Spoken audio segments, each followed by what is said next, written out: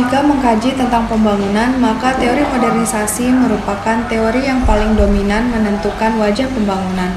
Ada dua teori besar yang mempengaruhi teori modernisasi, yaitu teori evolusi dan teori fungsional.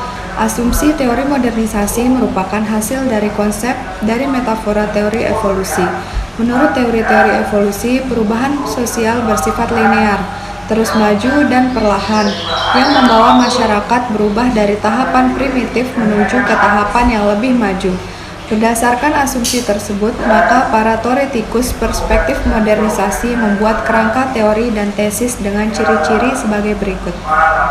Yang pertama, modernisasi merupakan proses bertahap. Teori Rostow tentang tinggal landas membedakan berbagai fase pertumbuhan ekonomi yang hendak dicapai oleh masyarakat, diawali dengan primitif dan sederhana menuju masyarakat dan berakhir pada tatanan yang maju dan kompleks. Yang kedua, modernisasi sebagai proses homogenisasi. Tidak terbantahkan bahwa proses modernisasi merupakan sebuah proses yang menuntut kesamaan dan kemiripan, dan hal ini menjadi indikator bahwa proses pembangunan dikatakan berhasil. Proses homogenisasi ini terjadi dalam beberapa tingkat.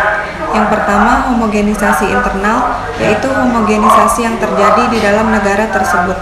Artinya, di antara masyarakat sudah tidak terjadi ketimpangan ekonomi dan sosial. Yang kedua adalah homogenisasi eksternal, yaitu kemiripan dan kesamaan antara negara maju dan negara berkembang.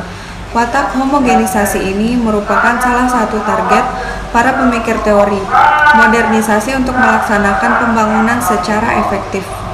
3. Modernisasi merupakan proses urbanisasi dan amerikanisasi, atau yang lebih populer bahwa modernisasi itu sama dengan barat. Hal ini terlihat bahwa keberhasilan itu merupakan sesuatu yang bersifat barat. Negara barat merupakan negara yang tak tertandingi dalam kesejahteraan ekonomi dan politik.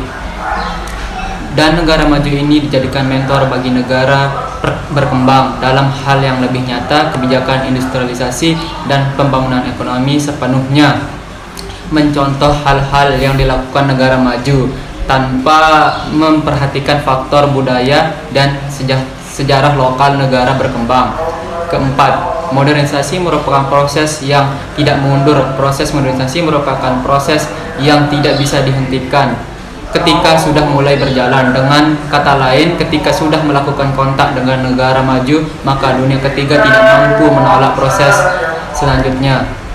Kelima, modernisasi merupakan proses progresif. Hal ini memang diterima oleh para pemikir pembangunan. Namun demikian, efek samping dari proses ini merupakan suatu proses yang memakan banyak korban yang secara sosial tentu saja berbiaya mahal. Keenam, modernisasi memerlukan waktu panjang karena modernisasi merupakan proses evolusioner, sehingga perubahan yang dapat dilihat juga tidak serta-merta dengan cepat.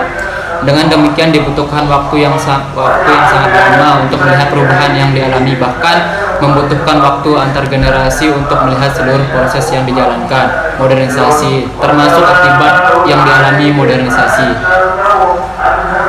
Jika tilikan modernisasi didasarkan atas teori fungsional, maka teori modernisasi mengandung asumsi bahwa modernisasi merupakan proses sistematik, transformasi, dan terus-menerus.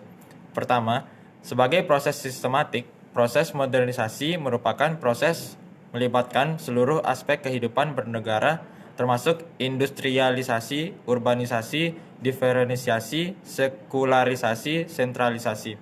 Dan hal ini membentuk wajah modernisasi sebagai sebuah bentuk yang teratur dibanding sebuah proses yang tidak beraturan.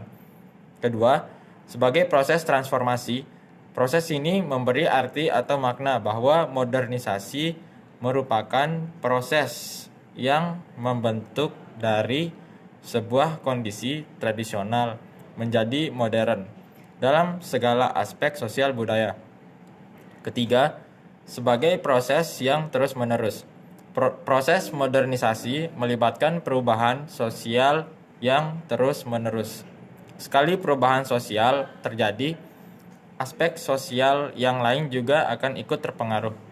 Teori modernisasi merupakan teori pembangunan yang berisi tahap-tahap yang harus dianut atau diikuti negara berkembang untuk dapat mencapai kemajuan seperti kemajuan negara-negara maju.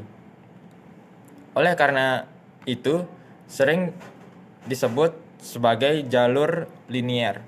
Negara berkembang tidak dapat maju karena tidak memiliki nilai-nilai yang dianut atau dimiliki bangsa barat. Teori-teori modernisasi mempengaruhi atau kesenjangan masalah pembangunan di negara-negara yang sedang berkembang atau negara-negara dunia ketiga.